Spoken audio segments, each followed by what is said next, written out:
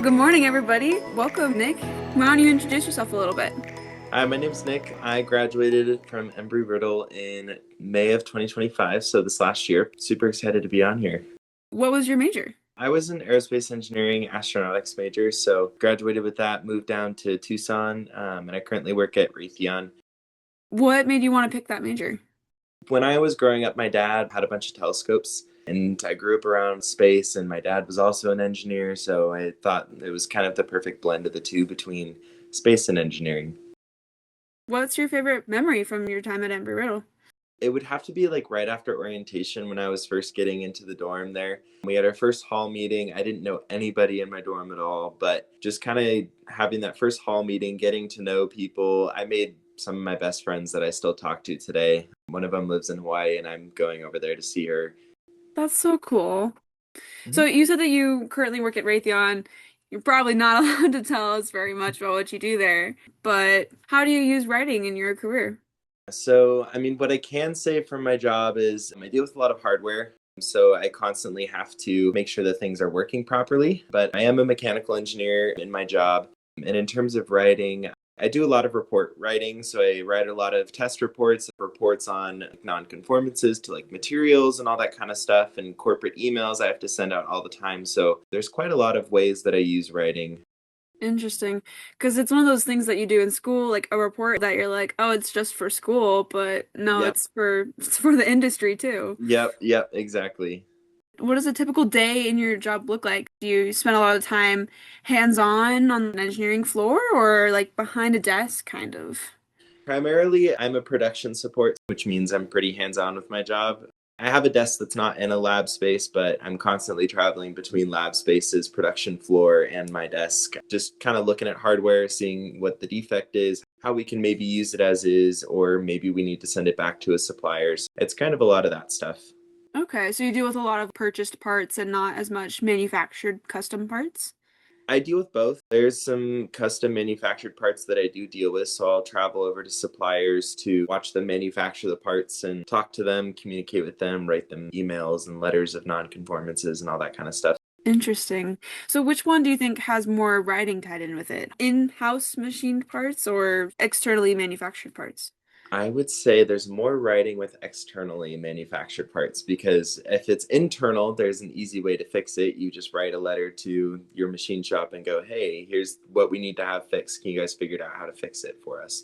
Or can you guys help us figure out how to fix it? Whereas if it's a supplier, there's a lot of hand holding that's involved with that. So there's a lot of, hey, this we can't necessarily tell them the end goal of the product, but we can tell them their specific kind of, hey, this is what we need. We can't tell you why we need it, but we have to tell you that we need this. So there's a lot of that.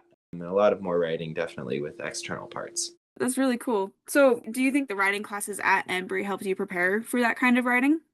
I took the initial writing class that everybody takes, writing 121, I think it is. And then I did take tech report writing as well, which I think is required also for engineering. But tech report writing was a big one for me. It kind of taught me how to not be afraid to talk to people. I would say that was a really, really helpful class. The writing 121 is just kind of that intro to writing class of like, here's how we expect you to write for college. And I wouldn't say that necessarily translates a ton to my job, but the tech report writing definitely, because it basically teaches you how to write in like the corporate spectrum. That makes sense. So, for the public speaking aspect of that, do you do a lot of public speaking? Yeah, so every time I go out to a supplier, I'm basically expected at the end to do kind of a briefing with them or overview of the trip and be like, hey, here's what we talked about. Here's kind of the next steps on what's going to happen. So a lot of that is the public speaking of I have to talk to somebody that I have no idea who they are. I've never met them before. I've met them on maybe a Zoom call, but that's about it. But now I'm doing it in person and I have to tell them from a professional standpoint, hey, here's what needs to fix, here's what needs to happen. Is there anything that you wish you would have known before leaving Embry-Riddle and transitioning to the workplace? Honestly, college can prepare you so much. And I will say, like, college is probably 10 to 15% of what you're actually going to know outside of college. But most of it's kind of that on the job training that college can't prepare you for. But what was really good that I learned out of Embry Riddle was a lot of the problem solving skills. Just kind of, hey, here's this problem, how do we solve it quickly, and how do we come to that resolution? Interesting. College is like, here's how to live life. Univ is like how to do laundry, like it's Yeah. how to Yeah, survive. like how to survive. Yeah. Yeah, and then industry teaches you pretty much how to do your job at first, right? Yeah, a lot of here's the technical knowledge that you might not have gotten from college. Like I am doing a lot of electrical engineering right now, even though I'm mechanical engineering. I have no idea how to do electrical engineering. I was really bad at it in college, but that's my job now. So it's pretty crazy, but there's a lot of the on the job stuff that you kind of learn that's specific to the job that you wouldn't learn in college because college is trying to give you that overall scope of everything. So Embry would give you a solid foundation to go with, and then Mhm. wherever you go niche in your career, they would teach you what you need to know there specifically. Yep, exactly. That's kind of reassuring. Yeah, yeah. So, I mean, I definitely am leaps ahead of other employees that have been there longer. Really? Why do you think that is?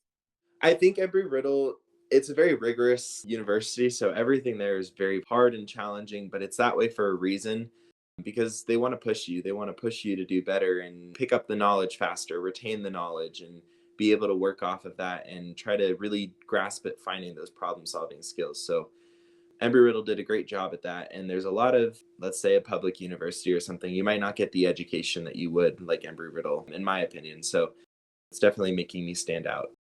Interesting. So it not only helps you progress faster, but it also helps you succeed more. Yeah, exactly. Do you have any advice for freshmen or any other students at Embry-Riddle currently?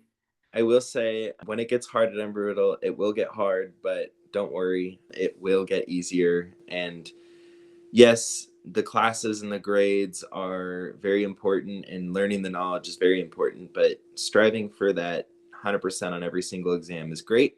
But at the same time, I was a straight A student in college and I'm at an amazing company where we're doing quite literally amazing and groundbreaking things. So you can do a lot even if you're not that straight A student. Don't get down on yourself, but just keep going and pushing through the classes. So you don't have to be perfect. No, no one has to be perfect and nobody is perfect. Hopefully employers know that. Oh, they do. Trust me, they do. I think I graduated a 3.5 GPA. Pretty standard, pretty Yeah. average for engineering, but don't let not having the 4.0 GPA discourage you. Just keep going. As long as you can talk to people, you're fine.